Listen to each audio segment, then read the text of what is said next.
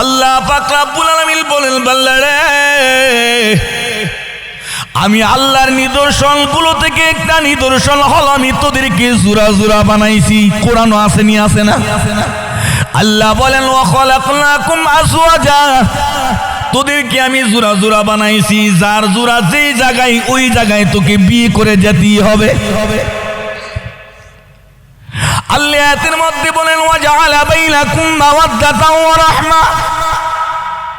হে পৃথিবীর মুসলমান, আল্লাহ বলেন ওয়া জাআলা বাইনাকুম মাওয়াদ্দাতান ওয়া রাহমা, তোমরা পরস্পরের মধ্যে এমন ভালোবাসা এবং সম্প্রীতি দান করেছি, নিজের জীবনের মায়া নাই, স্ত্রীর জীবনের জন্য স্বামীর অন্তরে মায়ার ঢের, এমনি ভাবে স্ত্রীর জীবনের মায়া নাই, স্বামীর জীবনের জন্য স্ত্রীর অন্তরে মায়ার ঢের। এই মায়ার ঢের বাস্তবটা দান করেছেন কে? আল্লাহ পাক রব্বুল আলামিন বলেন, বান্দারে আমি আল্লাহর নিদর্শনগুলো থেকে একটা নিদর্শন হল আমি তোদেরকে জোড়া জোড়া বানাইছি। কোরআন আসেনি, আসে না? আল্লাহ বলেন ওয়া খালাকনাকুম আজওয়াজা, তোদেরকে আমি জোড়া জোড়া বানাইছি, যার জোড়া যেই জায়গায় ওই জায়গায় তোকে বিয়ে করে যেতেই হবে। আল্লাহ আয়াতের মধ্যে বলেন ওয়া জাআলা বাইনাকুম মাওয়াদ্দাতান ওয়া রাহমা। হে পৃথিবীর মুসলমান, আল্লাহ বলেন ওয়া জাআলা বাইনাকুম মাওয়াদ্দাতান ওয়া রাহমা, তোমরা পরস্পরের মধ্যে এমন ভালোবাসা এবং সম্প্রীতি দান করেছি, নিজের জীবনের মায়া নাই, স্ত্রীর জীবনের জন্য স্বামীর অন্তরে মায়ার ঢের, এমনি ভাবে স্ত্রীর জীবনের মায়া নাই, স্বামীর জীবনের জন্য স্ত্রীর অন্তরে মায়ার ঢের। এই মায়ার ঢের বাস্তবটা দান করেছেন কে? হুজুর, অনেক কষ্ট করে আমার সন্তান লালন পালন করেছি। হুজুর, আমার সন্তান আমাকে বাদ দেয় না, কাপড় দেয় না, আমার চিকিৎসা করে না, আমার দেখভাল বলতে কিছুই করে না। হুজুর, একটু পরা পানি দেন, তেল পরা দেন, একটা তাবিজ দেন, আমার সন্তান যেন আমার খেদমত করে। এইভাবে যতই আপনি যত বড় হুজুরের কাছে যাইয়া তাবিজ তোমার যার পোক করান না কেন, আপনার সন্তান আপনার খেদমত করবে না, কারণ আপনি আপনার দায়িত্বগুলো যথাযথভাবে পালন করেন নাই। হে পৃথিবীর বাবা এবং মা, তোমাদেরকে বলি মা গো, তোমার উপরে যে অর্পিত দায়িত্বগুলো আছে ওই দায়িত্বগুলো যদি যথাযথভাবে পালন করো, তাবিজের দরকার নাই, পরা পানির দরকার নাই, অমুক হুজুরের ফুয়ের দরকার নাই, কারণ তুমি যখন তোমার উপরে অর্পিত দায়িত্বগুলো পালন করবে, এটার উসিলাই তোমার সন্তান আদর্শ সন্তান হয়ে যাবে। কথা বলেন? তাইলে এবার আসুন, আদর্শ সন্তান গঠন করতে গেলে বাপ মার উপরে দায়িত্ব হলো 9টা। কয়টা? আর এই সন্তান মা বাবাকে খেদমত করার জন্য সন্তানের উপরে দায়িত্ব হলো মাত্র 6টা। কয়টা? মা বাবার উপরে দায়িত্ব কয়টা?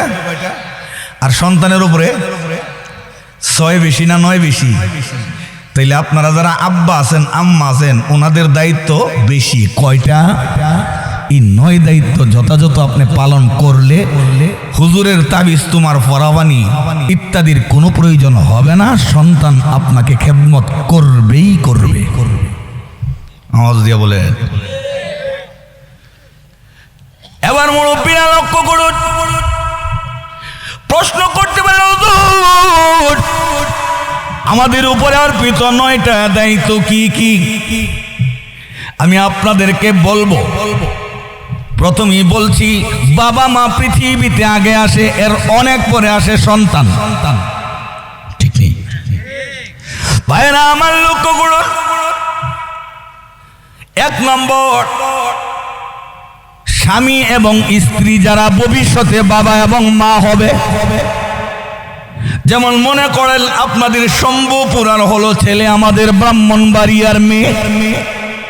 আপনাদেরকে একটু জিতাই দিলাম, ছেলের পক্ষের একটু পাওয়ার বেশি না, আর মেয়ের পক্ষের পাওয়ারটা একটু কম। খুশি থাকেন? খুশি না? শম্ভুপুরের যুবক ছেলে, ব্রাহ্মণবাড়িয়ার যুবতী মেয়ে, একজন অপরজনের সঙ্গে কোনো সাক্ষাৎ নাই। বিবাহের অনুষ্ঠানের মাধ্যমে যখন ইজাব কবুল করবে, বিবাহ পড়ানেওয়ালা যখন মেয়ের কাছে এদিন এনতে গিয়া বলবে, মাগো তুমি এত টাকা দেন মোহরে এমক ছেলেকে গ্রহণ করেছ কিনা, যদি গ্রহণ করে থাকো সাক্ষীগণের সামনে তুমি বলো বিসমিল্লাহ কবুল। বলেনি, বলার সাথে সাথে এই যে ব্রাহ্মণবাড়িয়ার মেয়ে ২৫০০-এর সম্ভবরার ছেলে, জীবনে কোনোদিন তাদের পরস্পরের সাক্ষাৎ হয় নাই, দেখা সাক্ষাৎ হয় নাই, কিন্তু এই যে শরীয়ত সম্মতভাবে বিসমিল্লাহি কাবিল তো বললো, এদ্দুর বলার কারণে এদের ভিতরে আল্লাহ এই পরিমাণ ভালোবাসা দান করেন, একজনের জন্য আরেকজন জান দিতে রাজি। কথা কয় না? এটা হইল বিয়ে। আর বয়ফ্রেন্ড গার্লফ্রেন্ড এই অবৈধ সিস্টেমে প্রেম প্রীতি যেটা বর্তমানের যুব সমাজের মধ্যে, যুবতীদের মধ্যে বেশি পাওয়া যায়, এটার মধ্যে ভালোবাসা নাই, স্বার্থ উদ্ধার হইলে ফিক্কা মেরে ফেলাই দেয়। কথা কয় না? যুবক ভাইদেরকে বলে রে, যুবক তাড়াহুড়া করবে না, প্রেম প্রীতির সাগরে হাবুডুবু খাবে না, কারণ তোমাকে নিয়ে তোমার বাবা মা অনেক ভালো ভালো স্বপ্ন দেখে তোমাকে ভদ্র ফ্যামিলিতে বিয়ে শাদী করাবেন, ইজ্জতওয়ালা ফ্যামিলিতে বিয়ে করাবেন। তুমি যে একটা চামার কুমার মুসির মেয়েকে বিয়ে করছো, এটা তো তোমার স্ট্যাটাসের সাথে যায় না, তোমার ফ্যামিলির সাথে যায় না। তুমি তো তোমার বাবা এবং মায়ের কান কাইটা দিলা, সমাজের মধ্যে তুমি ধিক্কৃত গৃহীত হয়ে গেলা। যুবতী বন্ধুদেরকে বলি, বোন আমার, তুমি অনেক ভদ্র বংশের মেয়ে, আলতু ফালতু পোলাবানের চেহারা দেখলি তার প্রেমে নিমজ্জিত হইয়া জীবনটাকে ধ্বংস করে দিও না। মাগো, তোমার জন্য তোমার বাবা মা অনেক বড় বড় স্বপ্ন দেখে ভালো একটা উচ্চ শিক্ষিত মেধাবী আদর্শ ছেলের কাছে তোমাকে বিয়ে দিই, বাপ মা পৃথিবীতে সম্মানিত হবে এই চিন্তা চেতনা নিয়ে তোমার বাবা মা গড়ে, তুমি যদি আলতু ফালতু একটা ছেলের হাত ধরে প্রেম প্রীতির নাম দিয়াই গুনার সাগরে হাবুডুবু খাও, তাইলে কিন্তু মা বাবার নাক কান কাটা। কথা বলেন, কথাগুলো বুঝতে অসুবিধা আছে ভাইরা আমার। যে কথা বলতেছিলাম, ২৫০০-এর ছেলে, ব্রাহ্মণবাড়িয়ার মেয়ে, দুইজনের মধ্যে পরস্পরের কোনো সংযোগ নাই, দেখা সাক্ষাৎ নাই, কথা বলা বলি নাই, কিন্তু হালাল সুরতে যে মাত্র বলে বিসমিল্লাহি কাবিলতু, বলার সাথে সাথে আল্লাহ পাক রব্বুল আলামিন যুবক এবং যুবতীর দিলের মধ্যে এমন ভালোবাসার সেতু বন্ধন তৈরি করে দেয়, একজন অপরজনের জন্য জান দিতে রাজি। কোন সন্ত্রাসীর পক্ষ থেকে যদি অতর্কিত হামলা করা হয়, বিবেক সন্ত্রাসীদের হাতে পায়ে ধরে বলবেন, ভাই রে, আমার স্বামীর উপরে আঘাত করিস না, আমাকে মেরে ফেল, তবু আমার স্বামীকে কষ্ট দিস না। ছেলেও বলেন, ভাই রে আমার, আমাকে মেরে ফেল, আমার বিবির ইজ্জত নিয়ে ছিলি মিলে খেলিস না, আমি মরে গেল আমার কোনো কমতি নাই, মরে গেল দুঃখ নাই, তবু আমার বউটাকে তোরা নষ্ট করিস না। এই যে একটা ভালোবাসার টানে একজন নিজের জীবন বিসর্জন দেয়, এটার কারণ কি? মহান আল্লাহ পাক রব্বুল আলামিন বিয়ে শাদীর মধ্যে আল্লাহ একটা এমন ভালোবাসা দান করেছেন, যেমন সূরার মধ্যে আয়াতের মধ্যে বলেছেন কেমন ভালোবাসা। আল্লাহ বলেন, ওয়া মিন আয়াতিহি আন খালাকা লাকুম মিন আনফুসিকুম আজওয়াজা لتسكنوا إليها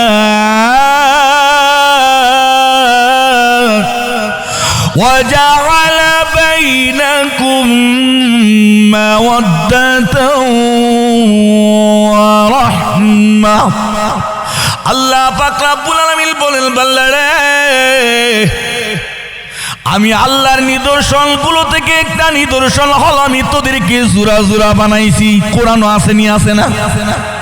আল্লাহ বলেন, ওয়া খালাকনাকুম আজওয়াজা, তোদেরকে আমি জোড়া জোড়া বানাইছি, যার জোড়া যেই জায়গায় ওই জায়গায় তোকে বিয়ে করে যেতেই হবে। আল্লাহ আয়াতের মধ্যে বলেন ওয়াজআলা বাইনাকুম মাওয়াদ্দাতাও ওয়া রাহমা।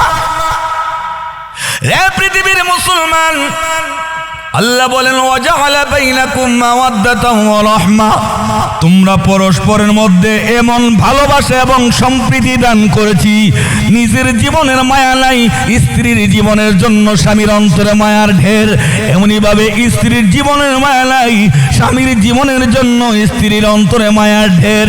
এই মায়ার ঢের বাস্তবটা দান করেছেন কে? আর একটু জোরে কান। এবার আসুন, মাতা পিতার দায়িত্বের মধ্যে প্রথম নম্বর দায়িত্ব হলো ছেলে এবং মেয়ে যখন বিয়ের অনুষ্ঠানের সূচনা করে, এই ছেলে মেয়ের বিবাহের মধ্যে সূচনা দায়িত্ব পালন করতে গিয়া ছেলেরও কিছু দায়িত্ব আছে, মেয়েরও দায়িত্ব আছে। কথা কয় না? এখানে কি জন্ম হয়েছে না বাচ্চা, ওর দায়িত্ব আছে? বুঝেন না? যে বাচ্চা এখনো বিয়ের পরে জন্ম হয় নাই তার দায়িত্ব আছে, সে তো এখনো ডাউনলোড হয়েছে না। কিছে না? এখনো ডাউনলোড হয়েছে না। ওকে বলতে পারবে আব্বা তুমি তো মুসলমান, আম্মু তুমি তো মুসলমান, চাইও বিয়ের মধ্যে যেন কোনো গান বাজনা অশ্লীলতা শুরু না হয়। এটিকে সন্তান বলে দেওয়ার সুযোগ আছে? ভাইরা আমার, লক্ষ্য করুন, ছেলে এবং মেয়ের জন্য দায়িত্ব হলো বিবাহ সূচনাটাই করতে হবে ইসলামী শরিয়া মোতাবেক।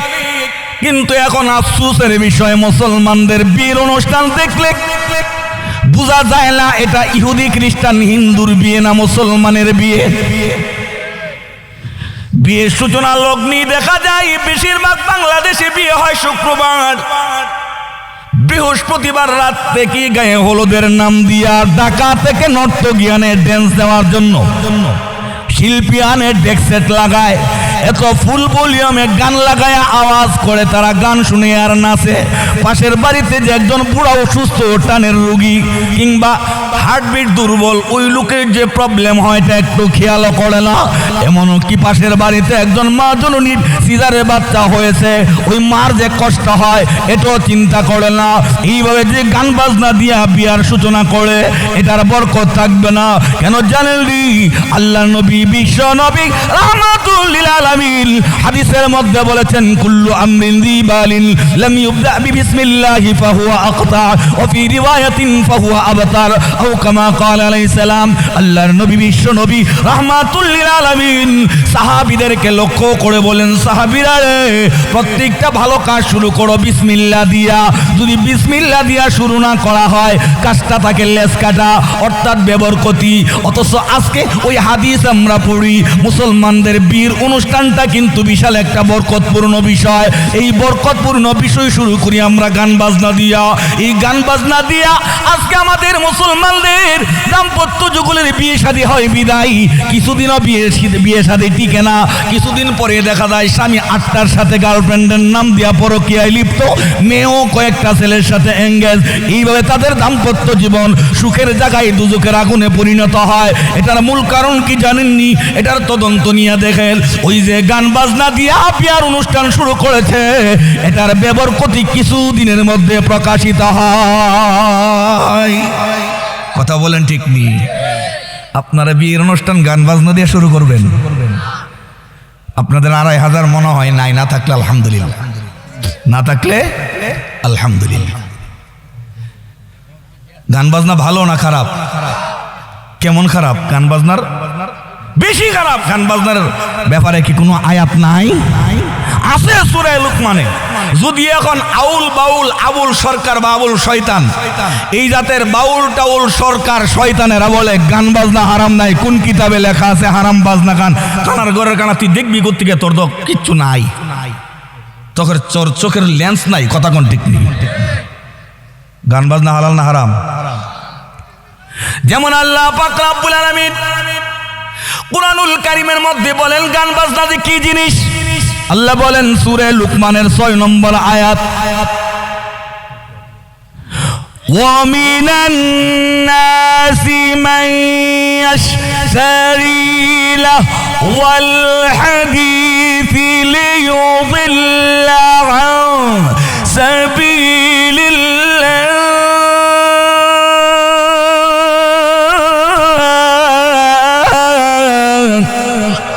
বিগাইরি ইলম ওয়া ويتخذها هزوا أولئك لهم عذاب مهين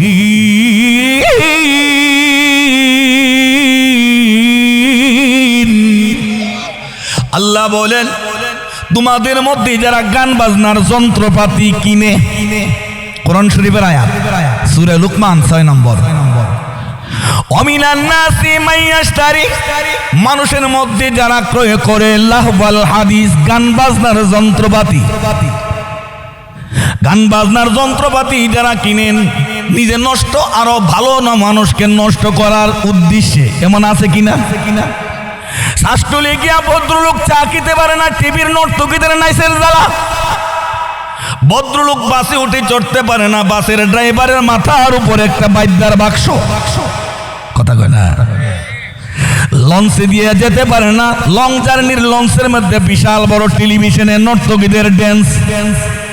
নষ্ট লোক পছন্দ করে সবাই, কিন্তু নষ্ট না। অনেক আল্লাহওয়ালা বুজুর্গানে দিনও আছেন, কথা কোন ঠিক নেই ভাইরা আমার লক্ষ্য করুন। আল্লাহ বলেন মানুষের মধ্যে এমন কিছু মানুষ আছে যারা গান বাজনার যন্ত্রপাতি ক্রয় করে, ওদের ব্যাপারে আল্লাহ বলেন লাহুম আযাবুম মুহিন, তাদের জন্য রয়েছে নেক্কারজনক অপমানজনক সাজা।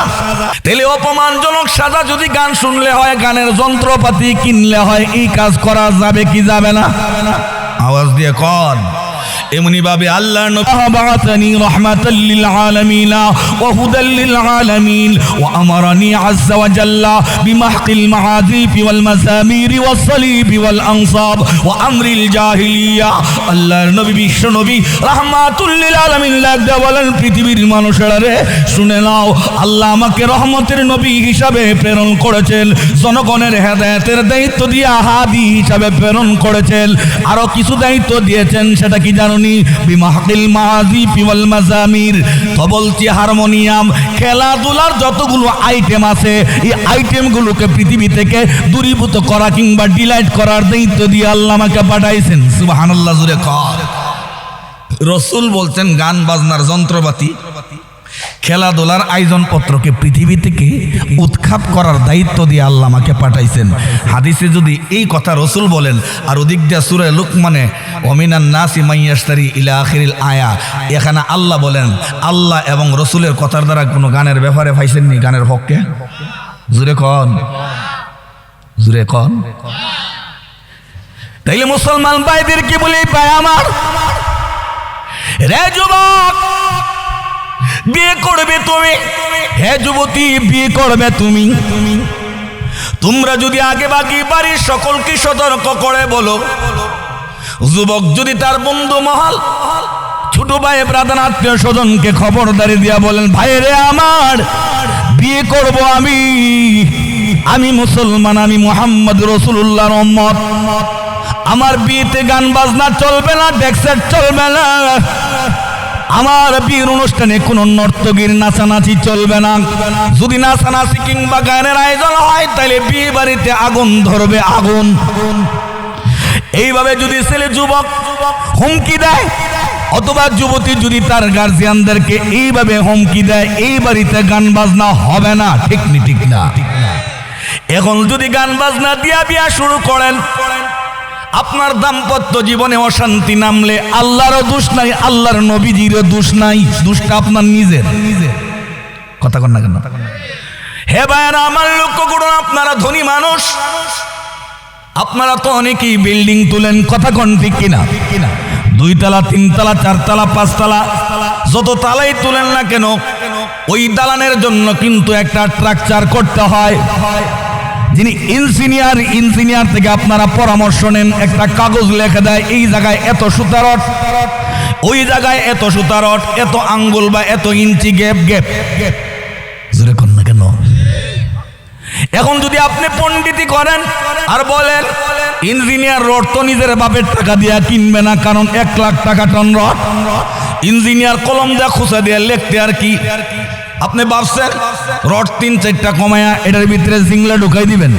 জিংলা বুঝেননি? বাঁশের কঞ্চি। অথবা ভাবছেন এটার মধ্যে পাট কাটি বা খোলা ঢুকাইয়া দিবেন, অথবা কলা গাছ খাড়া করে দিবেন পিলারের ভিতরে, বিল্ডিং টিকবো? দোষ কি ইঞ্জিনিয়ার সাহেবের না নিজের? রে যুবক, হ্যাঁ যুবতী, তোমাদের বিয়ের মধ্যে যদি উল্টা পাল্টা হয়, সংসারের দাম্পত্য জীবনে যদি কলহ সৃষ্টি হয়, কলহ সৃষ্টি হলে তোমার চক্ষু বন্ধ করে একটু হিসাব নিকাশ করে দেখো, তোমার বিয়া শরীয়ত মতো যেভাবে আল্লাহ ইঞ্জিনিয়ার, রসুল ইঞ্জিনিয়ার যে প্ল্যান দিয়েছিলেন সে প্ল্যান মোতাবেক হয়েছে কিনা। যদি আল্লাহ এবং আল্লাহর রসুল এই ইঞ্জিনিয়ারের খেলাফ তুমি বিবাহ শাদীর অনুষ্ঠান সাজায় নাও, তাইলে তোমার বিয়ের মধ্যে জাতের উল্টা পাল্টা হতেই পারে, এই বিয়েতে কিন্তু শান্তি হবে না। জোরে কোন ঠিক না ঠিক না? এই জন্য আমাদের যুবক এবং যুবতী বন্ধুদেরকে বলি, বোন আমার, ভাই আমার, বিয়ে জীবনে কিন্তু একবারই করবা। গান কইরা তুমি আনন্দ উল্লাস করে বিয়ে করলে বিয়ে হবে, আর গান বাজনা বাজায় না বাজায়া বিয়ে করলে বুঝি বিয়ে হবে না, এটা কিন্তু তোমার ভুল ধারণা। তুমি লক্ষ্য করে দেখো বাংলাদেশে কত বড় বড় বুজুর্গ গানে দিল ছিলেন। লক্ষ্য করে দেখো হাফিজি হুজুর রহমাতুল্লাহ আলাই, পীরজি হুজুর রহমাতুল্লাহ আলাই, চরমুনার পিসা হুজুর রহমাতুল্লাহ আলাই সহ আরো যত যত বুজুর্গ গানে দিন আছেন, খাজা মুঈনুদ্দিন চিশতি, শাহজালাল মুজাররাদি ইয়ামানি, শাহ মাখদুম, শাহ আমানত শাহ, এই জাতের বুজুর্গ দানের দিনের জিন্দেগানি একটু গবেষণা করে দেখো। সাহাবায়ে কেরামের দিকে তাকাও, নবীগণদের জীবনের দিকে তাকায় দেখো, ওনারাও তো বিয়ে করছেন, গান বাজনা করেন নাই। এই জন্য তুমি বুঝি নবীর বউর চাইতে সুন্দরী, সাহাবীর বউর চাইতে দামি। তোমার আমল কি নবী এবং সাহাবী ওলিয়া উলিয়ার বউ থেকে কি তোমার বউ দামি? কথা কন। ওরা যে গান বাজনা বাজায় না, গিয়ে আটকে দিছে, বরং গিয়ে দেখেন ওদের দাম্পত্য জীবন বেশি সুখে সুখে। জোরে কন, জোরে কন। তাইলে মা বাবার এক নম্বর দায়িত্ব হলো বিবাহটা হবে অশ্লীলতা মুক্ত, গান বাজনা মুক্ত। এটা বাপ মার দায়িত্ব। কার দায়িত্ব? যদি এই দায়িত্ব পালন করেন, ভবিষ্যতে ফসল আসবে না, এই ফসল ভালো হবে। 2 নম্বর দায়িত্ব হলো, যে মাত্র বিয়ে শাদী হয়, এই বিয়ে শাদীর সময় সকলের একটা তামান্না, বিয়ের পরে আমার সন্তান হোক। সন্তান ছাড়া দাম্পত্য জীবন যেন পরিপূর্ণতা লাভ করে না। কথা কয় না? বিয়ের পরে সন্তান ছাড়া দাম্পত্য জীবনে পরিপূর্ণতা আসে? আসে না। ভাইরা আমার লক্ষ্য করুন, মা বাবার গুরুত্বপূর্ণ 2 নম্বর দায়িত্ব হলো, সন্তান যখন চাইবেন কার কাছে চাইবেন? আর একটু জোরে কন না। মাজারওয়ালার কাছে? জটলা বাবা, বটলা বাবা, কুলকি বাবা, খাজা বাবা, ল্যাংটা বাবা, এই জাতের বাবা বুবার কাছে সন্তান চাইলে কোনো লাভ হবে না, কারণ সন্তান দেনেওয়ালাকে। আর একটু জোরে কন। প্রত্যেকটি ছেলে এবং মেয়ে তার স্বামী এবং স্ত্রীর জন্য উচিত, হে ভাই আমার, বোন আমার, তোমরা এখনো মা হও নাই, বাবা হও নাই, তোমাদের উপরে 2 নম্বর দায়িত্ব হলো, তোমাদের সন্তানকে যদি ভবিষ্যতে ভালো চাও, তাহলে সন্তান চাইবা মিন জানিবিল্লাহ, আল্লাহর কাছে, কোনো বাবা বাবার কাছে নয়। কথা কন না? বাবার কাছে চায়। আবার বিয়ের সময় কত জাতের অপসংস্কৃতি, কুসংস্কারও আমাদের সমাজে দেখা দেয়। যাত্রার মাসটা বলে বড় লাগে। আপনার এলাকাতে রেওয়াজ আসেনি? যাত্রার মাছ লাগে, আবার বম ফোটায়, বম আনন্দ লাগে, বম বুড়েন, বম বুঝেন না? বাজি বাজি বাজি যদি ভালো করে ফুটে, ঠাস করে হইলে তোর ভাগ্য ভালো রে, তোর ফুতুইব তুইব। আর কিছু বম আছে শীতের দিন ফুতাই থাকে, শীতের দিন ফুতানি, বুঝেননি? ফুতানি ফুতাই দিয়েছে, ড্যাম হয়ে থাকে। এটার মধ্যে আগুন ধরাইলে কি আগারটার মতন ঠাস করে উঠবো? এটা দৌড় মারে, সের করে আর ভাগ্য ভালো না রে, এর মেয়ে হইব। এই অপসংস্কৃতিকে নিজেকে নিজে বাইর করতে হবে। কথা কোন ঠিক নেই? ছেলে দেওয়ার মালিককে, মেয়ে দেওয়ার মালিককে। ভাইরা আমার লক্ষ্য করুন, মা বাবার গুরুত্বপূর্ণ 2 নম্বর দায়িত্ব হলো, ভবিষ্যতে যদি ভালো সন্তান আশা করেন, মা বাবার 2 নম্বর দায়িত্ব হলো, সন্তান চাইবে কেবল আল্লাহর কাছে। আল্লাহর কাছে যদি চাওয়া হয়, তাহলে অরিজিনাল ভালোটা পাওয়া যায়। আর মাজার, দরগা, দুর্গার কাছে গেলে সন্তান তারা দিতে পারে না, সন্তান দিবেন কিন্তু আল্লাহ। কিন্তু আপনি যে প্রসেসটা উল্টা পাল্টা করেছেন, এটার বদ প্রভাবে আপনার সন্তানের উপরে আসর করবে, আপনার সন্তান নষ্ট হবে। তখন কিন্তু চিল্লা চিল্লি করলে লাভ হবে না। কথা বলেন না কেন ভাই? বাপ মা বুঝতেছেন নি ওয়াজটা? মিডা ওয়াজ তো সারা জীবন শুনছেন, আজকে নিজের ঘর, আজকের ওয়াজ নিজের ঘর। আমি আছি, আমিও তো বাপ। কার কাছে চাইবেন? কোরআন শরীফ আছে না? আমাদের জাতির পিতার নাম কি? জোরে কন। 2,500-এর মধ্যে এক মাহফিলে কইছি জাতির পিতার নাম কি? ওইটা বঙ্গবন্ধু শেখ মুজিবুর রহমান। মানুষ কত নিচে নামলে এই কথা বলতে পারে? আমাদের জাতির পিতার নামটা পর্যন্ত ভুইলা গেছি ইতিহাস বিকৃতির কারণে। কথা কয় না? জাতির পিতা কে? কোরআন শরীফ নাই। আল্লাহ বলেন মিল্লাতা আবিকুম ইব্রাহিম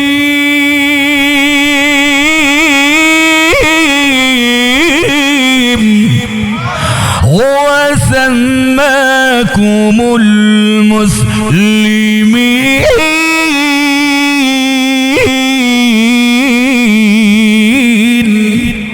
মিল্লাতা আবিকুম ইব্রাহিম, তোমাদের জাতির পিতা হযরত ইব্রাহিম আলাইহিস সালাম। কথা কোন ঠিক? আমাদের জাতির পিতা উনি হলেন আমাদের রুহানি আব্বা। কথা কোন ঠিক নেই? এখন পৃথিবীর সিস্টেম হলো আব্বা যেই পথে সন্তানের কিন্তু সেই পথে যাওয়াটাই স্বাভাবিক। কথা কয় না? আমাদের জাতির পিতা ইব্রাহিম আলাইহিস সালাম ওনার বয়স হয়ে গেলেন 80-র উপরে, প্রায় 86-র কাছাকাছি। এমন বুড়া বয়সও তিনি আল্লাহর কাছে সন্তান চেয়েছেন। সুবহানাল্লাহ বলবেন না? নামাজ গিয়ে খাসি দিছে, মহিষ, গুড়া, গুরু। আরে ভাই, মাজারে যে নিয়ে গুড়া, গুরু, মহিষ ইত্যাদি দেন করে কি জানেন? মাজারে যে গাঞ্জর টিডি আছে না, লাল শালু, হলুদ কাপড়ের ফাগরি ফুগরি বাইন্দা বাপদের থেকে চোখ দেখলে বোঝা যায় যে গাঞ্জা কই কুলকি খাইছে আল্লাহ জানে। ঠিক নেই? এটি তারা বিক্রি কইরা তার ছেলের আমেরিকা পাড়ায়, লন্ডন পাড়ায়, বিভিন্ন জায়গায় পাঠায়। কথা বলেন না কেন? মান্নত একমাত্র ফি সাবিলিল্লাহ, আল্লাহর রাস্তায় মান্নত মানবেন, অন্য কোনো গায়রুল্লাহর নামে মান্নত করা জায়েজ না। কথা কোন ঠিক না? ঠিক না? জাতির পিতা ইব্রাহিম আলাইহিস সালাম 80 বছরের বুড়া। উনি আল্লাহর কাছে নামাজ পড়েন, চোখের পানি ছাড়েন, তাহাজ্জুদ পড়েন, আল্লাহর কাছে মোনাজাত করে বলেন, প্রভু গো, সন্তান দেনেওয়ালা না দেনেওয়ালা কেবল তুমি। তুমি হলা ইন্নাল্লাহা আলা কুল্লি শাইইন কাদির। আল্লাহ তুমি সমস্ত কাজের উপরে ক্ষমতাবান। সন্তান দেনেওয়ালা না দেনেওয়ালা তুমি, তোমার কাছে আমি চাই। তাহলে আমাদের পিতা কার কাছে সন্তান চেয়েছেন? এটা আওয়াজ দিয়ে বলেন।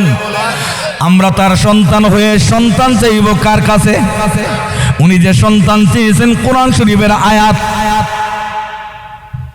বলবো, এটা শিখে নিয়েন। বিবাহিত যারা আছেন বা অবিবাহিত ভবিষ্যতে বিয়ে করবেন, তারা এই আয়াত শিখে নেবেন, পড়বেন, আল্লাহ আপনাকে নেককার সন্তান দিবেন।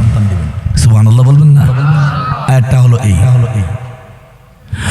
রব্বি হাবলি মিনাস সালিহিন,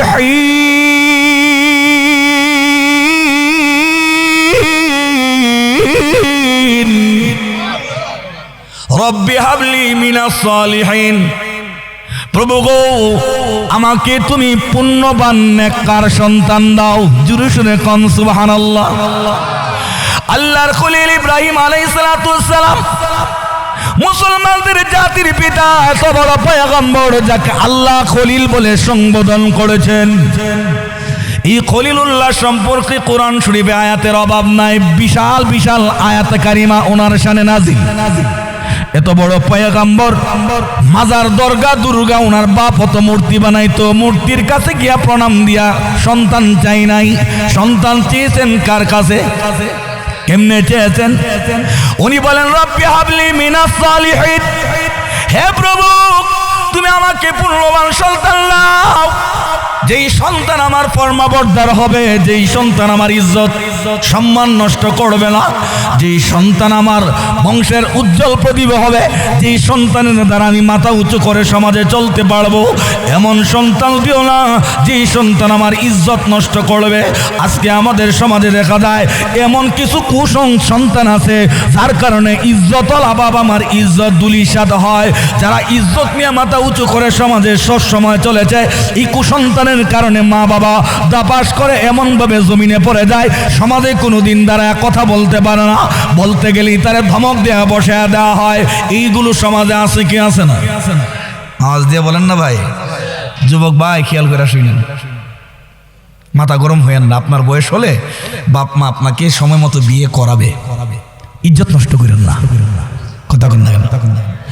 ইব্রাহিম আলাইহিস সালাম দোয়া করেন, রব্বি হাবলি মিনাস সালিহিন, হে প্রভু আমাকে পুণ্যবান সন্তান দাও। উনি চেয়েছেন কার কাছে? উনি যখন চেয়েছেন, আল্লাহ ইব্রাহিম আলাইহিস সালামের দোয়া কবুল করে সাড়া দিলেন। ইব্রাহিম আলাইহিস সালামের দোয়ায় সাড়া দিলেন। আপনি আমিও যদি আল্লাহর কাছে এইভাবে চাই, আল্লাহ আমাদের ডাকও সাড়া দিতে পারেন। কিন্তু আমরা ইমানের দিকটা দুর্বল, ভিতরে খালি সন্দেহ গুতাগুতি করে, এমন দুর্বলতা, এমন সন্দেহ, নিজেরে নিজে ভাবি যে আমি দোয়া করলে মনে হয় আল্লাহ কবুল করবে না। এই জন্য শয়তান ওয়াসওয়াসা দিয়ে আপনাকে আল্লাহর দরজা পর্যন্ত যেতে দেয় না। কথা কোন ঠিক কিনা? আবার অনেকে তো বলেন, আমি এত গুনাহগার, আমার মতো গুনাহগার যদি তওবা করি মনে হয় তওবা কবুল করবে না, আল্লাহ মনে হয় আমার দিকে ফিরে তাকাবে না। এমন ধারণা নিয়ে অনেক মানুষ আরো বেশি পথভ্রষ্ট হয়। কথা বলেন ঠিক কিনা? ভাইরা আমার লক্ষ্য করুন, আসতে দেখলাম আপনাদের এলাকায় অনেকগুলো তাঁতের মেশিন ঠক ঠক করে আওয়াজ হচ্ছে। কথা কয় না? এই মেশিনগুলোর মধ্যে সুতা টানাটানি হয় কি হয় না? কারিগর একজন কারিগর থাকেন, পরিচালনা করেন। যে নলিগুলোর সুতা আস্তা ছিঁড়ে না, এটার দিকে কিন্তু কারিগরের নজর বারবার যায় না। সে জানে এটা চলতেছে, চলবেই। কথা কন। যে নলির সুতাটা ছিঁড়ে যায়, আবার গিরা দিয়া যখন জোড়া লাগায়, কারিগর যতক্ষণই কোম্পানিতে ডিউটি করেন, যদি একবার চাই ওই ভালো সুতার দিকে, 10 বার চাই সিরাটার দিকে। এর কারণ কি জানেননি?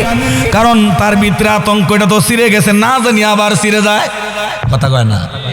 আল্লাহ মহান এত দয়ালু, গুনাহ কাটা করার পর কোন ব্যক্তি যদি আল্লাহর কাছে আত্মসমর্পণ করে কান্দেন আর বলেন, প্রভু গো,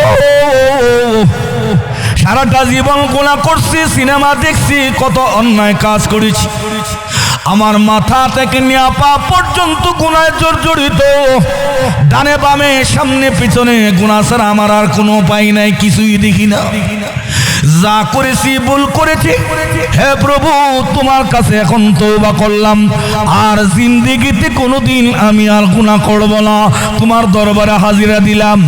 আল্লাহকে বান্দা ডাক দিতে দেরি হয়, আল্লাহ তাকে রহমতের কোলে উঠাইয়া মাথায় রহমতের হাত বুলাইয়া বলেন, বান্দা রে, এতদিনে বুঝি তোর রবকে তুই চিনেছিস, আয় আমার কোলে, আয় আমার রহমতের চাদরের নিচে আয়, আমি আল্লাহ তোর জিন্দেগির সমস্ত গুনাহগুলো ক্ষমা করে দিলাম।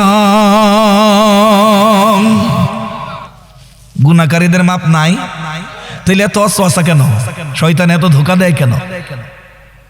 দোয়া করলে কবুল হবে তো? এবার আসুন, জাতির পিতা ইব্রাহিম আলাইহিস সালাম দোয়া করলেন, হে প্রভু আমাকে একজন পূর্ণবান সন্তান দাও। ওনার দোয়া কবুল হয়ে গেলেন, আল্লাহ তার ডাকে সাড়া দিলেন। আয়াত না দিলে হয়ে গেছে বলবো না? বিরক্তি লাগতেছে? মনে হয় বিরক্তি লাগতেছে। সাড়া দিয়া বললেন আল্লাহ, فبشرناه بغلام حليم।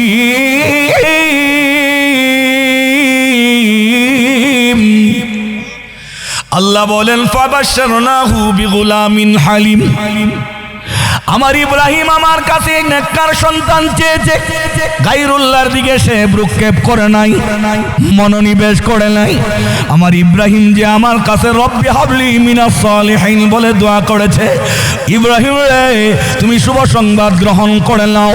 ফাবাশশারনাহু বিগুলামিল হালিম, ও ইব্রাহিম তোমাকে আমি সৎ নেককার একজন বুদ্ধবার জ্ঞানী গুণী অল্প কথা বলেন এমন ভাব গম্ভীর্যওয়ালা একজন নেককার সন্তান দান করব। সুবহানাল্লাহর আওয়াজ নাই?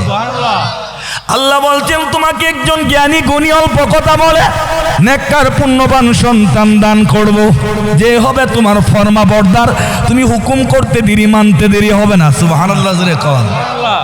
সন্তান ফরমা বরদার নেককার ছিল কিনা? কথা কেন? উনি যখন 11 থেকে 13 বছর এমন বয়সে বাপের সাথে হেল্পারি করছেন, বাপ হলো রাজমিস্ত্রি, ফুলা হইল যুগালি। বাবা ইব্রাহিম আলাইহিস সালাম রাজমিস্ত্রি, ছেলে ইসমাঈল আলাইহিস সালাম যুগালি। এটা আপনার আমার ঘরের না, বাইতুল্লাহ শরীফের, কাবা শরীফের। কথা কোন ঠিক কিনা? এটা কোরআন শরীফ আছে না? বলবো? আল্লাহ বলতেছেন وَإِذْ يَرْفَعُ إِبْرَاهِيمُ الْقَوَاعِدَ مِنَ الْبَيْتِ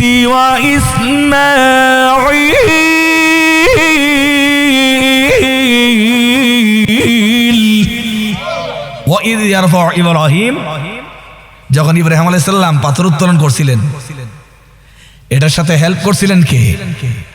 ইসমাঈল আলাইহিস সালাম। সুবহানাল্লাহ বলবেন না? মাল মশলা উনি আগায় দিতেন পাথর লাগাবার জন্য। সুবহানাল্লাহ। তাহলে বাবার কাজে লাগছে কি লাগছে না? কথা শুনছে কি শুনছে না? শুধু এতটুকু না, পরবর্তী আয়াতে আসতেছেন উনি কেমন ভদ্র সভ্য ছিলেন। আপনাকে আমাকে যদি কেউ কোনো বাবা মা কিংবা আত্মীয় স্বজন হুকুম করে আয় তোকে নিয়ে মাঠে জবাই করবো, আপনি আমি যামনি, জেনে শুনে যাবো, কিন্তু উনি জানে ওনারে কুরবানি করা হবে আল্লাহর রাস্তায়। উনি কইছে যে আমি পারতাম না, বুড়া তুমি তো আর ইন্টারনেটের স্বাদ পাইছো না।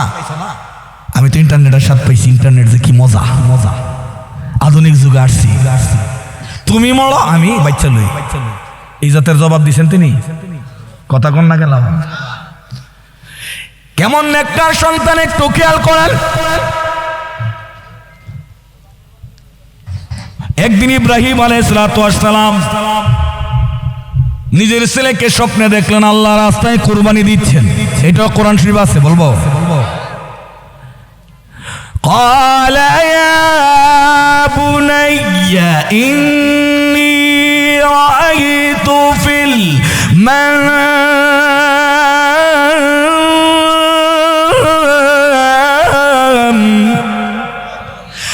أني أذبحك فانظر ماذا ترى।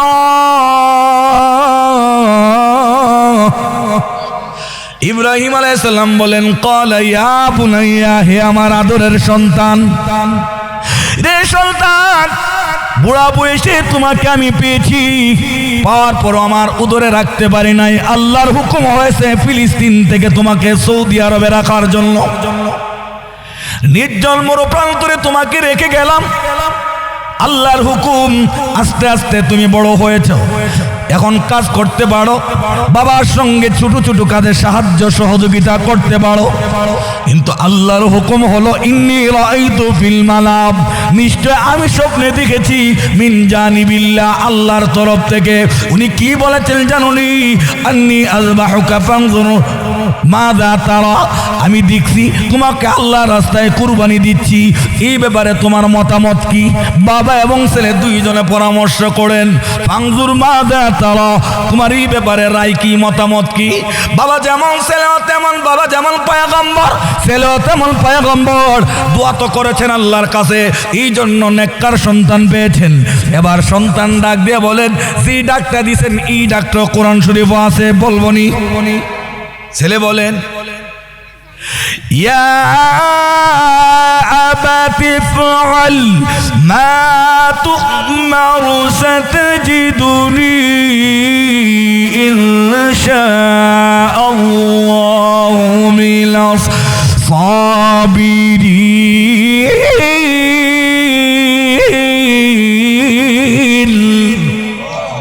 ছেলে বলেন, ইয়া আবাতি, হে আমার আদরের আব্বুজি।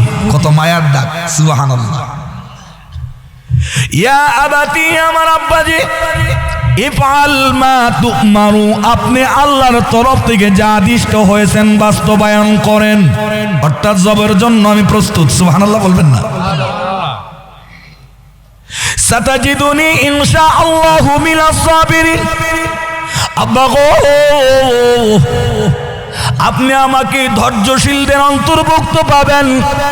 আমি অন্য 10টা ছেলের মতো না, আপনি আমাকে জবাই করবেন আল্লাহর রাস্তায়, এই জায়গা থেকে পলায়ন করে আমি চলে যাব, আপনার অবাধ্যতা করব, প্রশ্নে ওঠে না। ওগো আব্বাজি, সাতাজিদুনি ইনশাআল্লাহু মিনাস সাবিরিন, অনতি বিলম্বে আপনি আমাকে ধৈর্যশীলদের অন্তর্ভুক্ত পাবেন। এই জবাব যখন দিলেন বাবার কলিজা ঠান্ডা। সুবহানাল্লাহ জুরে কোন। আর আমরা হইলে কইতাম পুরা তুমি নিজে চাক্কর নিচে শুধু তোমারে জয় করি, আমি জায়গা সুনামগঞ্জ, আমি জায়গা সুনামগঞ্জ, কথাগণ ঠিক নেই। হায়, এই হুকুম যদি আল্লাহ রহিত না করতো তাইলে বাপের বড় হতে একটা টিকলে নইলে না। যেটি বাপের বড় হতে আছেন কাটা কাটা একটু হাত তোলেন তো দেখি, মাশাআল্লাহ, তাইলে আপনার কাম শেষ আছেন। কথা কথা উনি বলেন আব্বাজি সাতাজিদুনি ইনশাআল্লাহু মিনাস সাবিরিন, ওগো আব্বাজি আমাকে অনতি বিলম্বে ধৈর্যশীলদের অন্তর্ভুক্ত পাবেন, আমি অন্যান্য 10টা ছেলের মতো না। সুবহানাল্লাহ কোন। এই কথা বলাই শেষ না, আরো কিছু আছে আয়াতের ব্যাখ্যায়। জাতির পিতা ইব্রাহিম আলাইহিস সালাম যখন ছেলেকে জবাইয়ের জন্য বললেন, ছেলে বললেন আব্বা গো, আপনি তো আমার জন্মদাতা পিতা, আবার হলেন আল্লাহর খলিল পয়গম্বর। ওগো আব্বাজি, আপনি বুড়া বয়সে আমাকে পেয়েছেন, আপনার অন্তরে আমার ভালোবাসা দারুণ, আপনি আমাকে বড়ই ভালোবাসেন আমি জানি। আব্বা গো, আমাকে যদি আপনি জবাই করতে চান, আপনার দিল কাঁপবে, হাত কাটবে, আপনার দিল কাঁপবে, হাত কাঁপবে, আপনি হয়তো জবাই করতে আপনার দারুণ কষ্ট হবে। আব্বা গো, আমি ছোট মানুষ, আমি বলি আপনি ভালো করে চোখ বেঁধে নেন, কারণ চোখের মধ্যে আমার মায়া। আপনার চোখ এবং আমার চোখ যদি পড়ে যায়, চোখে চোখে ভালোবাসার উদ্রেক যদি হয় গো, আপনি যদি আমাকে কুরবানি না করেন, আমি ইসমাইল নাফরমান হয়ে যাব। আল্লাহর কাছে আমি পরকালে কি জবাব দেব? আমি নাফরমান হতে চাই না। আপনি 2টা চোখ ভালো করে বেঁধে এরপরে আমার উপরে ছুরি চালান, যেন আমার জবাই হতে কোনো সমস্যা না হয়। জোরে সুরে কোন সুবহানাল্লাহ। শুধু এতটুকুই শেষ না, ইসমাইল আলাইহিস সালাম 2য় নম্বর বাবাকে একটা নসিহত করে বলেন, ওগো আব্বাজি, 2য় নম্বর আরেকটা আবদার হলো আপনার কাছে, যেহেতু আপনি আমাকে জন্ম দিয়েছেন, 2য় নম্বর আবদার হলো আব্বা গো, আমার হাতে ভালো করে বাঁধেন, পায়ে ভালো করে বাঁধেন, কারণ ছুরি দিয়ে যখন আমার গলার মধ্যে আপনি চাক্কু চালাবেন, ধারালো চাক্কু দিয়ে যখন আমার রুটাকে বের করে দেওয়া হবে, মৃত্যুর যন্ত্রণা বড় কঠিন। ওই সময় জীব জানোয়ারও পর্যন্ত চারটি করে লাফালাফি করে। ওগো আব্বাজি, আপনি যখন ছুরি দিয়া আমার উপরে আপনি ছুরি দিয়া গলা কাটার জন্য ছুরি চালাবেন, এমন সময় আমি ছটফট করতে পারি। হাত পাও যদি ভালো করে বাঁধা হয়, আমার হাত যদি আপনার শরীরে লেগে যায়, আমার পা যদি আপনার শরীরে লেগে যায়, আমি যদি লাথি মারি, আমি যদি ঘুষি মারি, আমি হব নাফরমান সন্তান। এই নাফরমানি নিয়ে আল্লাহর দরবারে আমি সম্মান কামাতে পারবো না, আল্লাহর জান্নাতে যাওয়া সম্ভব হবে না। আব্বা গো, ভালো করে হাত পা বেঁধে নেন, যেন আমি সন্তানের শরীর আপনার শরীরে না লাগে। কিন্তু আজকে আধুনিক যুগে দেখা যায় যুবক যুবতীরা মাকে পিটায়, বাবাকেও পিটায়, হাত কাঁপে না। ও যুবক, তুমি আজকে আবার শেষ ডাক্তার, বড় মুতাকাল্লিম, বড় মানের বক্তা, শাইখুল হাদিস, দেশে দেশে তুমি ওয়াজ করো, তোমার নাম যশের কোনো অভাব নাই। তুমি কি ভালো করে একটু খেয়াল করেছো, তোমার যত ইজ্জত সম্মান যশ খ্যাতি আছে, তোমার আব্বা আম্মার প্রস্রাবের রাস্তা দিয়া তোমার ডিগ্রি বাইরেছে? কথা বলেন না কেন? সন্তানের সুনাম সুখ্যাতির ডিগ্রি বাপ মার প্রস্রাবের রাস্তা দিয়ে বেরিয়েছে। যেই ডিগ্রি বাপ মার প্রস্রাবের রাস্তা দিয়ে বেরিয়েছে, এটা নিয়ে গর্ব করার কি আছে? কথা বলেন না কেন? এরপর আবার বাবা মা, এরপর আবার বাবা মা। চলবে এখানে বেয়াদবি, গাট্টারামি চলবে না। ইসমাইল আলাইহিস সালাম বলেন, আব্বা ভালো করে হাত পাও বেঁধে নেন, আমার হাত পাও যেন না লাগে, বিয়াদবি যেন না হয়। কিন্তু এখন সন্তান বাপ মাকে বিরক্তির কারণ মনে করে, স্ত্রী পাইয়া স্ত্রীর কথায় পেন পেন পেন পেন শুনতে শুনতে মা বাবাকে নিয়ে বৃদ্ধাশ্রমে দেয়, খোঁজ খবরও নেয় না। কথা বলেন না কেন ভাই? উনি বলেন, আব্বা আমার হাত পা ভালো করে বেঁধে নেন, আমার হাত পা যেন আপনার শরীরে লেগে বিয়াদবি না হয়। কয়টা গেল? এক নম্বর চক্ষু ভালো করে বেঁধে নেন, 2 নম্বরে হাত পা ভালো করে বেঁধে নেন, ঠিক নেই। 3 নম্বর আপনার হলো অগাধবাজি। 3 নম্বর আপনার হলো আপনি যে ছুরি দিয়ে আমাকে জবাই করবেন ছুরিটা যেন ধারালো হয়, কারণ আপনি বুড়া মানুষ, বুতা ছুরি দিয়া যদি আমার গলায় পুষাইতে থাকেন আপনার শারীরিক প্রেসার পড়বে, শরীরে বড় মেহনত লাগবে। কি চিন্তা দেখেন, আল্লাহু আকবার, আল্লাহু আকবার। 13 বছরের শিশু বাচ্চার অন্তরে বাবার জন্য কত মায়া, কত দরদ। উনি বলেন আব্বা যে ছুরি দিয়ে আমাকে জবাই করবেন এই ছুরিটা যেন তেজস্বী হয়, ধারালো হয়, কারণ বুতা ছুরি দিয়া যদি আপনি আমার গলায় চালান আপনি জোরে জোরে চাপ দিতে হবে, যেটা হবে আপনার শারীরিক কষ্টের কারণ। আমি সন্তান হইয়া বাবার কপালে ঘাম ঝরবে, সহ্য করতে পারবো না। আমি সন্তান হইয়া বাবাকে কষ্ট দিয়ে পৃথিবী থেকে বিদায় নিতে চাই না। 11 বছরের ছেলের অন্তরে যদি এই কথা বিরাজ করি, ও আমার যুবক ভাইয়েরা, তোমরা কি এগুলো শিখার দরকার না? তুমি কেমনে বাপ মার সঙ্গে বিবির কথা শুনে খারাপ আচরণ করো, মায়ের দূর করো, খাবার দাবার দাও না, চিকিৎসা বস্ত্র দাও না, বেশি বেশি বললে তখন তোমরা তাকে বৃদ্ধাশ্রমে নিয়ে ভর্তি করে দিয়ে আসো, মনে হয় যেন আর জিম্মাদারি নাই। তুমি না এক সময় বুবা ছিলা, কথা বলতে পারতে না, তোমার হাত না এক সময় অকিছু ছিল, নিজে বাথরুম করে পানি খরচ করার ব্যবস্থা ছিল না, তোমার পা 2টা না অবশ ছিল, রাস্তা দিয়ে কোনোদিন হাঁটার যোগ্যতা তোমার ছিল না, তুমি না ছিলে অবশ, তোমার বিছানার মধ্যে প্রস্রাব পায়খানা করেছো। ওই সময় তো তোমার বাপ মা বিরক্তি হইয়া তোমাকে ডাস্টবিনে ফেলে দিয়ে আসে নাই। ওই সময়টা তুমি বারবার স্মরণ করো, যদি স্মরণ করো তাইলে তুমি বাপ মার সেবা করতে বাধ্য হবে। আর নাইলে একটা জিনিস জেনে রাখবা, মুরব্বীরা একটা প্রবাদ বাক্য বলেন, ক্ষেতের ইটা ক্ষেতের মধ্যে ভাঙ্গা হয়, আইলে তুলে ভাঙ্গে না। হাল চাষ করার পরে ক্ষেতের বড় বড় চাক্কা, আগে তো ইটা বাইরে নিতে বাইরে, তো এখন তো ট্রাক্টর, আধুনিক যুগ বেরিয়েছে। আপনারা মুরব্বীরা ইটের চাক্কা বাইরেছেন না? চাক্কা আইনা কি আইলো তুলছেন না? ক্ষেতেরটা খেতেই কামা দিন তুদান, তুমি যেমন করবা তোমার সাথে এমনই করা হবে, বুঝছো? এই দিন দিন না, আরো দিন আছে। সারা জীবন তোমার জোর জোশ ইমেজ এগুলো থাকবে না। একসময় বিছনাথ গড়াইবা, তো বিছনাথ পড়ে গেলে তখন তুমি তোমার বাপ মার সাথে যে আচরণ করছো এই আচরণ তোমার কপালে আছে, তখন বুঝবা কত দানে কত চাল। ইসমাইল আলাইহিস সালাম বলেন, আব্বাজি আপনি ভূতা ছুরি দিয়ে আপনি জবাই করবেন না, ধারালো ছুরি দিয়া জবাই করবেনই। পরামর্শ দিলেন বাবাকে, যেই ছেলে মৃত্যুর মুখে পড়ো বাবাকে ধারালো ছুরি দিয়া জবাইয়ের জন্য বলেন, যেই ছেলে বাবাকে হাত পাও ভালো করে বাঁধার জন্য বলেন, যেই ছেলে বাবাকে ভালো করে চোখ বাঁধার জন্য বলেন। আবার শেষে বলেন, আব্বা গো রক্ত মাখা জামাটা আমার মা জননীর কাছে আপনি পৌঁছে দিন। আমার রক্তের ঘ্রাণ যদি নেই, আল্লাহর হুকুমে যেহেতু আমি জবাই, আমার রক্তের ঘ্রাণ নিল আমার মার অন্তরটা কিছু হলো শান্তি পাবে। এই চিন্তা চেতনা নিয়ে যে সন্তান বাবার সঙ্গে কথাগুলো বলেছেন, সন্তানটা ভালো না খারাপ? আর একটু দূরে কন, এর কারণ কি? এই সন্তান চেয়েছেন আল্লাহর কাছে। কথা বলেন ঠিক নি ঠিক না? রে মুসলমান নওজওয়ানদেরকে বলি, আমি বলতেছিলাম বাবা মার 9টা দায়িত্ব। প্রথম নম্বর, বিবাহর অনুষ্ঠানটা গান বাজনা মুক্ত হতে হবে, শরীয়ত গর্হিত অপরাধ মুক্ত হতে হবে। 2 নম্বর বলেছিলাম সন্তান চাইলে কার কাছে চাইতে হবে। এবার আসুন 3 নম্বর দায়িত্ব, এটা বাপ মার কার? এই দায়িত্বগুলো যে বলতেছে কার? সন্তানের সিরিয়াল অনেক পরে। 3 নম্বর দায়িত্ব হলো মাগো, তোমার গর্ভে যখন সন্তান আসবে তখন কিন্তু তোমার অনেক করণীয় আছে, কারণ তুমি কিন্তু মা।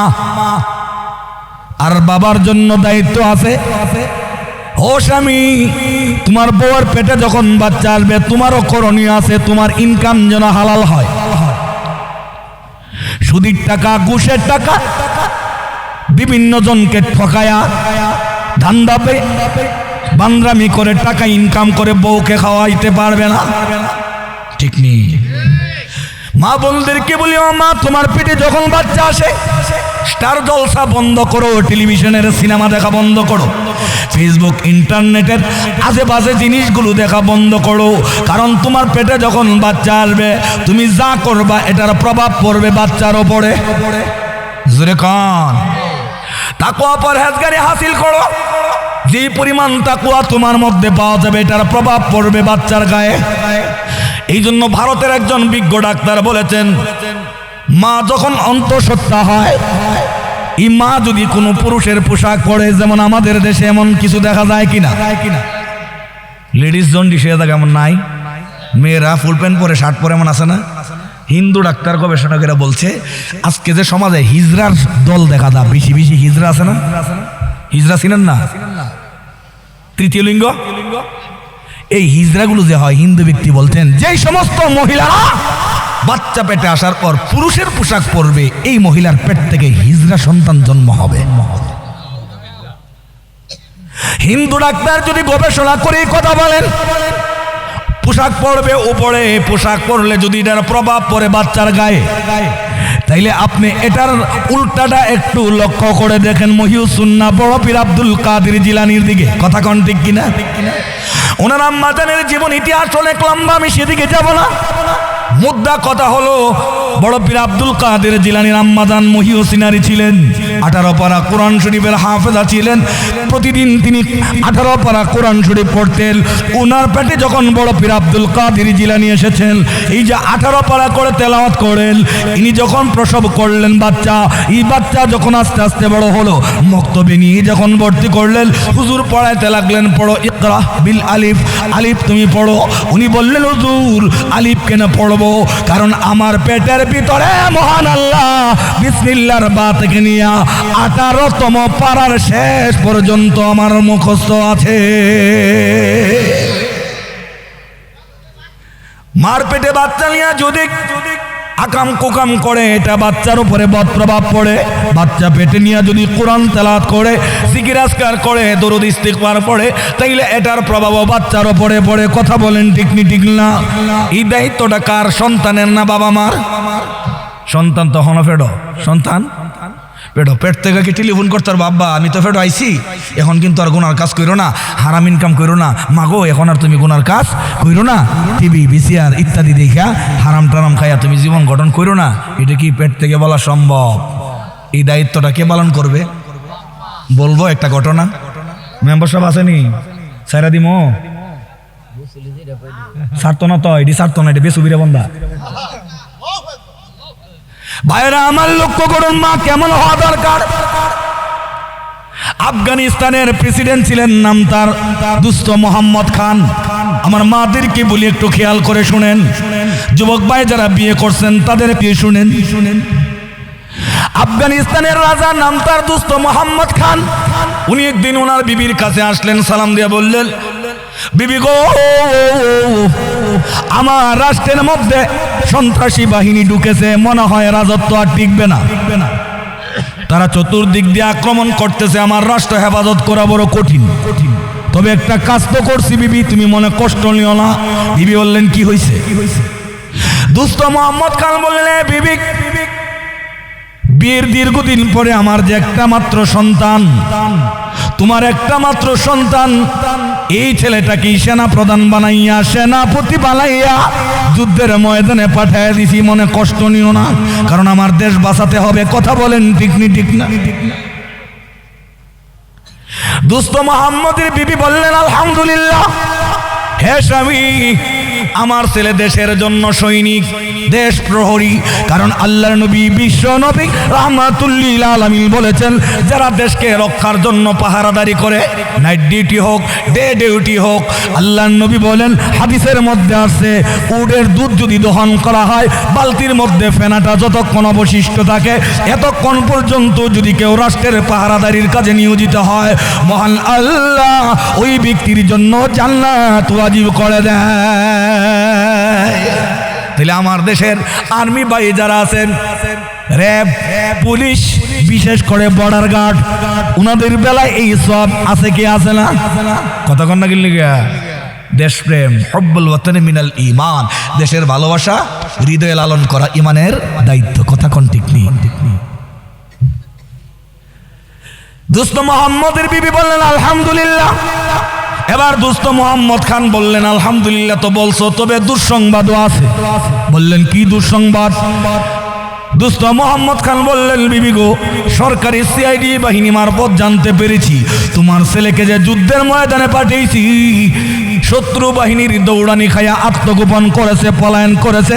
যুদ্ধ বাদ দিয়ে আসি ব্যক্তি কোথায় যে পলাইছে খবর নাই।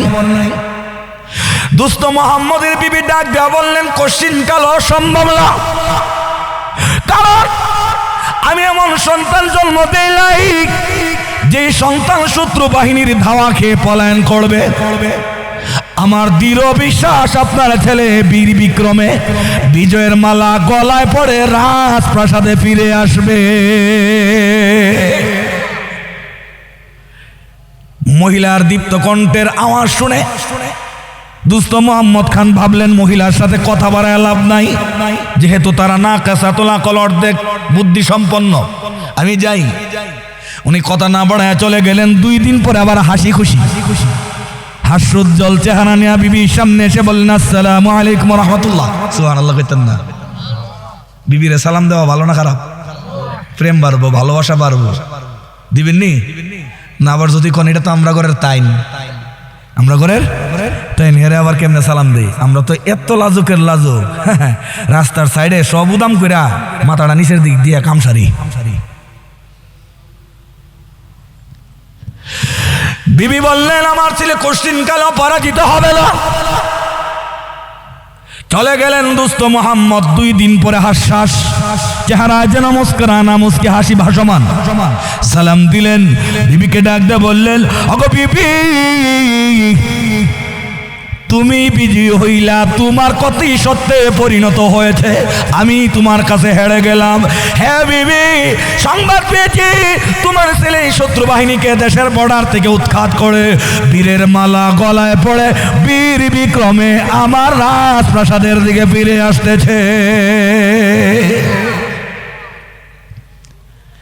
বিবি এত বললেন আলহামদুলিল্লাহ, আগেও বলেছিলেন আলহামদুলিল্লাহ, সুসংবাদ শুনেও বললেন আলহামদুলিল্লাহ।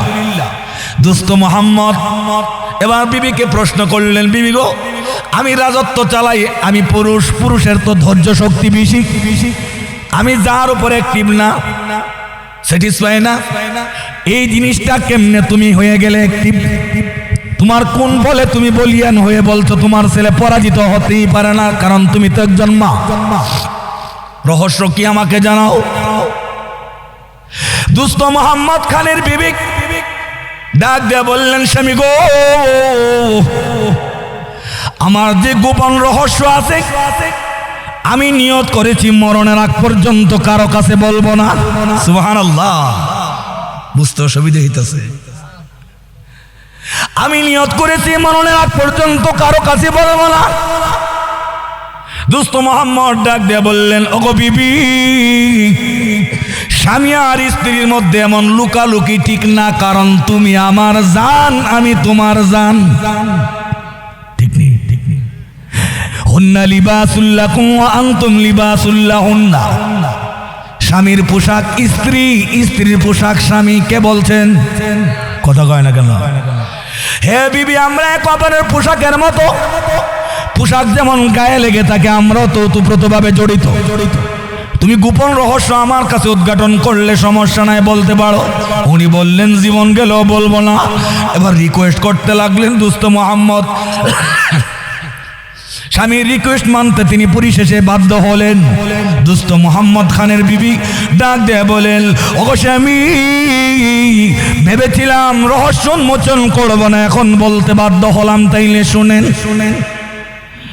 আমি আপনার রাজপ্রাসাদের মহারানী, আমার আঙ্গুলের ইশারায় অনেক দাস দাসীগণ কাজ করে, দৌড়াদৌড়ি করে, কথা কন ঠিক কিনা?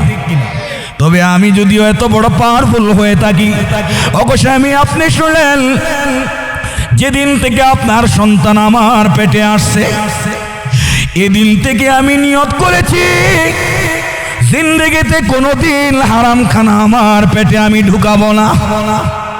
সুবহানাল্লাহ বলবেন না? জিন্দিগিতে কোনোদিন আমার পেটে আমি হারাম খানা ঢুকাবো না, এমনকি যে খাবারের মধ্যে সন্দেহ ওই জাতের খাবারও আমার পেটে আমি ঢুকাবো না। তাকওয়ার ব্যাপার নেই, কত বড় তাকওয়া, সুবহানাল্লাহ বলেন। আমার মা বোনরা যদি তাকওয়া পরহেজগারি করে, ওনাদের গর্ব থেকে এখনো সুযোগ আছে বড় পীর আব্দুল কাদের জিলানীর মতো ওলি আসার। জোরে কোন।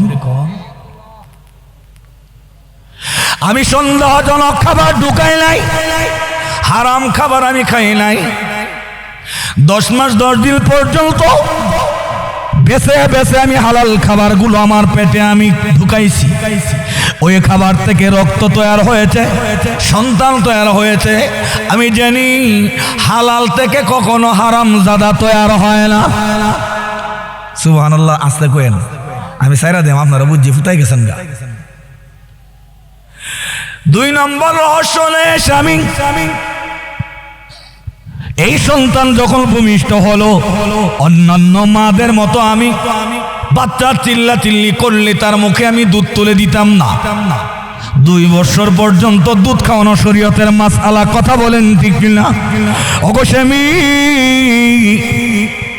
এই 2টা বছর পর্যন্ত আপনার ছেলে দুধের জন্য যত চিল্লা চিল্লি করেছে, আমি তার মুখে হুট করে দুধ তুলে দেই নাই।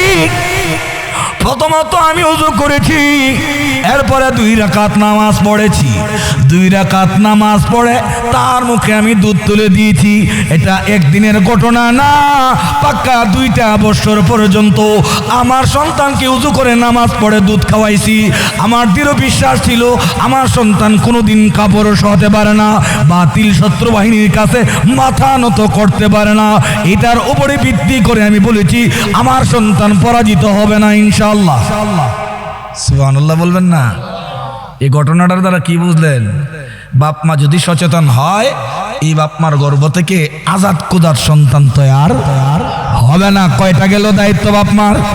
জোরে কর। 1 নম্বরে বিবাহের সূচনা অনইসলামিক কার্য মুক্ত হতে হবে। 2 নম্বর সন্তান কামনা একমাত্র আল্লাহর কাছে করতে হবে। 3 নম্বর দায়িত্ব মা জননীর পেটে যখন বাচ্চা যাবে আল্লাহর কাছে রোনাজারি করবেন, জিকির আজকার করবেন, তাকওয়া পরহেজগারি আগের চাইতে আরো বেশি করবেন। কিন্তু সমাজে কিছু এমন কুলাঙ্গার মহিলাও আছেন, তারা বলেন বাচ্চা পেটে নিয়ে টিভি দেখলে ছেলে চালাক হয়, ছেলে সুন্দর হয়। বাচ্চা পেটে নিয়ে টিভি দেখলে বাচ্চা চালাক হয়, সুন্দর হয়। এগুলো আমার কানে আসছে, এর লেগে মজা কয়ে লাইতেছি। নওজুবিল্লাহ বলবেন না। কয়টা গেল? 3টা বুঝলে গেছেন গা। 4র্থ নম্বর দায়িত্ব হলো বাচ্চা যখন আসবেন দুধ খাওয়ানোর পরে তার সুন্দর মতো একটা নাম রাখবেন, সুন্নতি নাম। কথা কন। আব্দুল্লাহ, আব্দুর রহিম, আব্দুল সত্তার, মোহাম্মদ কিংবা সাহাবীদের নাম। লিটন পিটন টুটন পাপ্পু ইত্যাদি নয়। কথা কয় না? নাম শুনলে বোঝা যায় না এটা কি মুসলিম না নন মুসলিম। রাস্তাঘাটে মারা গেলে আর কাপড় উল্টান ছাড়া কোনো উপায় নাই। জানাজা দিয়ে গেলে কাপড় উল্টা দেখতে হইব এটা মুসলিম না নন মুসলিম। নাম রাখতে হবে ইসলামী নাম। 5 নম্বর তার মাথার মধ্যে যেই চুল, এই চুলগুলো মুন্ডাইয়া চুলের সম পরিমাণ ওজন রূপা সদকা করতে হবে ফকির মিসকিনকে। কিন্তু আমাদের সমাজে অনেক কুরুচি সম্পন্ন মায়েরা আছেন, এই চুলগুলো ফালায় না, বিষ রাখে। কইটা আল্লাহর দরবার থেকে নিয়ে আইছি, এটা রেখা দিই। আছে না এমন কিছু? আপনার 2,500 না থাকতে বিভিন্ন জায়গাতে আছে। সব কামাইলে অফিসে তার ছুটিটা রাখে, বোঝা যায় ঠাকুরটা হিন্দুদের ঠাকুরটার মতন এমন আছে না কিছু। চুল পালবেন, চুল পেলে এটা ওজন করবেন রূপা, সম পরিমাণ রূপা সদকা করে দিবেন আল্লাহ রাস্তায়। গেল কয়টা? 5টা। কয়টা গেল? 6 নম্বর শর্টকাট করি। 6 নম্বর তার ডান কানে আজান দিবেন, বাম কানে একামত দিবেন। কেন জানেননি? আজান এবং একামতের পরে তাকবীরে তাহরিমা কিন্তু বেশি দূরে না। আজান দিয়া বুঝাইবেন বাবা রে পৃথিবীতে আসছো, আজান হয়ে গেছে, একামত হয়ে গেছে, এখন তাকবীরটা খালি বাকি, জানাজা বাকি। ঠিক নেই? ডান কানে আযান বাম কানে ইকামত দিলে সন্তান নামাজি হবে, দিনদার হবে, আল্লাহওয়ালা হবে। ওয়াজ মাহফিলে তাকবীর শুনলে কোনোদিন গিয়া বাধা দিবে না। আজকে আমাদের সমাজে দেখা যায় মাহফিলে যদি কোনো বক্তার মুখ দিয়া তাকবীর আসে, অনেক বড় বড় নেতারা তাকবীরের বিরুদ্ধেও কথা বলে, কয় তাকবীর বন্ধ। কি বন্ধ? বিভিন্ন জায়গায় এগুলো করে। তাকবীর যে বন্ধ করতে হয়, আর জন্ম নেওয়া সমস্যা আছে। কথা কর না কেন? তাকবীর যে বন্ধ করতে চায় তার জন্মে সমস্যা আছে। আল্লাহু আকবার অর্থ হইল আল্লাহ সবার বড়। কথা কোন ঠিক নি? ঠিক না? আল্লাহ সবার বড়। সিজারে হক, নরমালে হক, ডান কানে আযান বাম কানে ইকামত দিবেন, দায়িত্বটা কি সন্তানের না বাবা মার? সন্তান নবজাতক আপনাকে বলে দিতে পারবে না, আব্বা গো আযান দাও, মা গো আমার বাম কানে ইকামত দাও, কারণ ও তো এখনো নাবালক, এখনো নবজাতক, আওয়াজই নাই। আপনাকে সচেতনতার সাথে এই দায়িত্বটুকু পালন করতে হবে। ঠিক নেই? কিন্তু করেননি। খুশি ঠেলা। 5-7 বছর পরে যদি সন্তান একটা হয়, 2500-এর মোট থেকে মিষ্টি লিয়া, যদি মিষ্টি শর্ট পরে না যা, আলাউদ্দিন সুইটমিট, বোম্বে সুইটমিট, যা আছে দেশের নামি দামি ব্র্যান্ডের মিষ্টি লইয়া, আর খুশির টেলা কি রাজান দিব? একামত আর আজানের সময় নাই বেটা, খুশির টেলা আল্লাহ দিছে রে। বুঝছে না? এটা বুঝছেন না? বাচ্চারা চকলেট দিলে খুশির টেলা বগুল বাজায়, এটা কি কয়? বগুল বাজানি কয়। কথা কোন ঠিক নি? ঠিক না? বেটা খুশির টেলা এই যে বগুল বাজাইতেছে, কিন্তু আজান কই? একামত কই?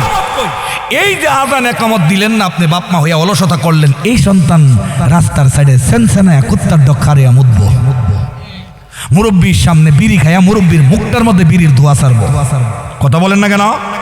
মুরব্বীকে শ্রদ্ধা নিবেদন করবে না।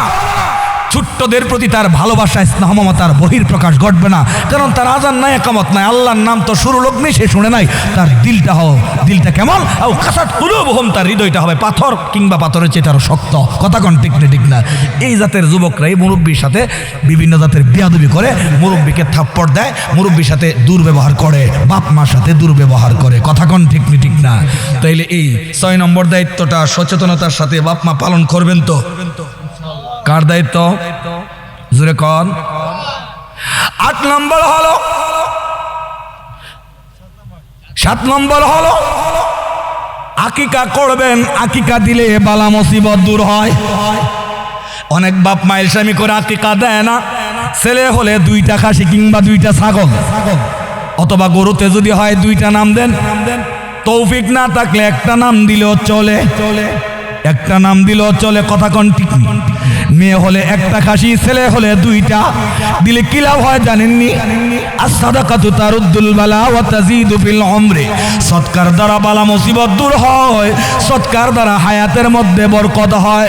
তাকে ধনুষ্টঙ্কারে ধরবে না, নিউমোনিয়া ধরবে না, বিকলাঙ্গতা ধরবে না, কঠিন রোগগুলো তাকে ধরবে না, লিভার জন্ডিস ধরবে না, বিভিন্ন রোগে আক্রান্ত করবে না।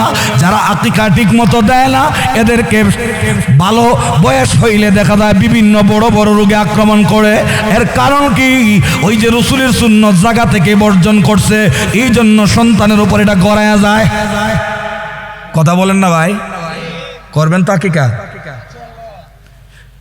8 নম্বর, সন্তানের জবানের মধ্যে মধু তুলে দিবেন। এটাকে বলা হয় তাহনিক। কি বলা হয়? তাহনিক।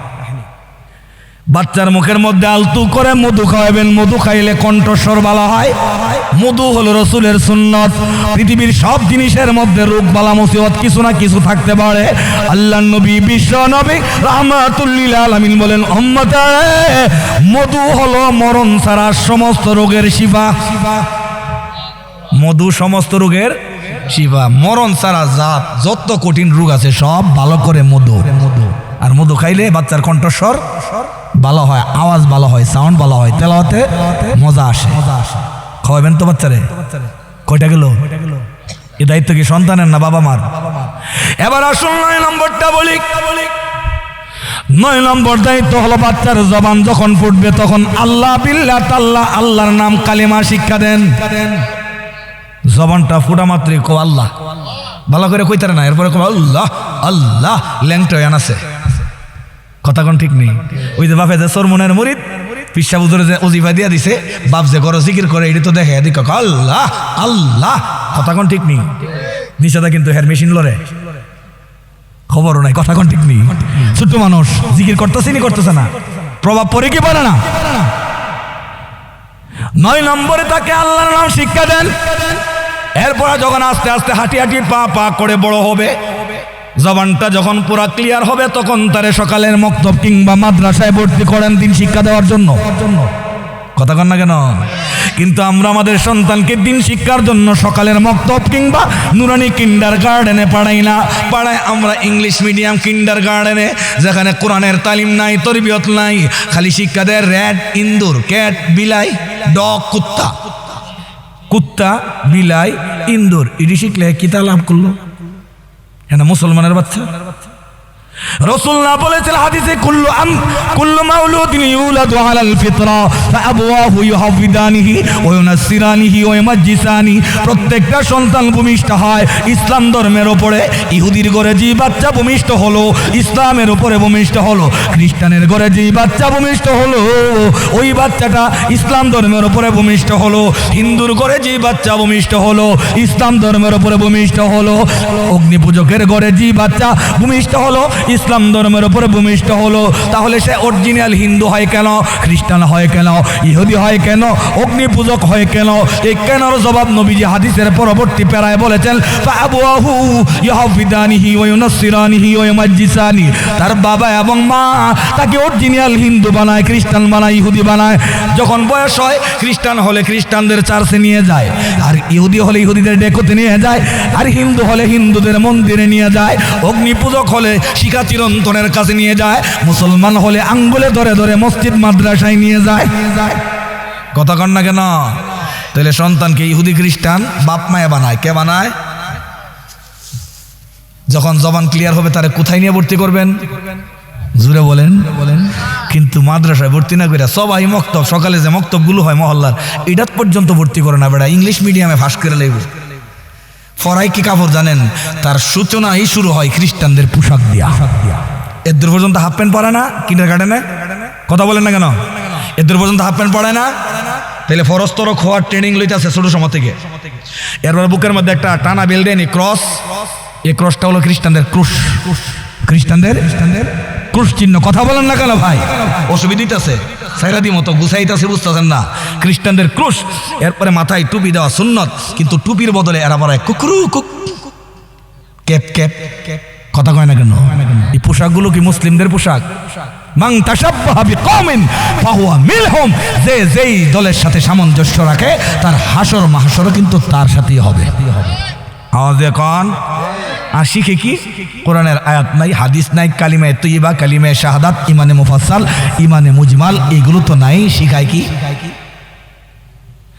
আগডম বাগডম গোরা ডুম সাজে সাজে, ডাকডুল বাজে, হাট্টিমা টিম টিম টিম, তারা মাঠে পারে ডিম, আসলে সব গুড়ার ডিম। সিংগুলা প্রাণী ডিম পারছে, এইটা জীবনে কেউ দেখছে না, কিয়ামত পর্যন্ত কেউ দেখতেও পাইব না। ওরা ইচ্ছে করলে ভালো ভালো কবিতা আমাদেরকে শিক্ষা দিতে, বাচ্চাদেরকে শিক্ষা দিতে পারেন, কিন্তু দিবে না। তার টার্গেট আছে তো। এরা মুসলমানদের মতন হুট করে সিদ্ধান্ত নেয় না, এরা ধীর গতিতে, কচ্ছপের গতিতে আগায়, সাকসেস হয়। 100 বছরের টার্গেট নিয়ে তারা মাঠে নামে। কথা কোন ঠিক নেই কেন? মুসলমানদের ভালো কবিতা নাই বাচ্চাদের বিনোদনের জন্য? অনন্ত অসীম প্রেমময় তুমি, বিচার দিনের স্বামী, যত গুণগান হে চির মহান তোমারই অন্তর্যামী। অনন্ত অসীম প্রেমময় তুমি, বিচার দিনের স্বামী, যত গুণগান হে চির মহান তোমারই অন্তর্যামী। দুলুকে বুলুকে সবার ছাড়িয়া, তোমারই চরণে পড়ি লুটাইয়া। দুলুকে বুলুকে সবার ছাড়িয়া, তোমারই চরণে পড়ি লুটাইয়া। সদাই যাচি হে তোমারই শকতি, তোমারই করুণা কামি। অনন্ত অসীম প্রেমময় তুমি, বিচার দিনের স্বামী।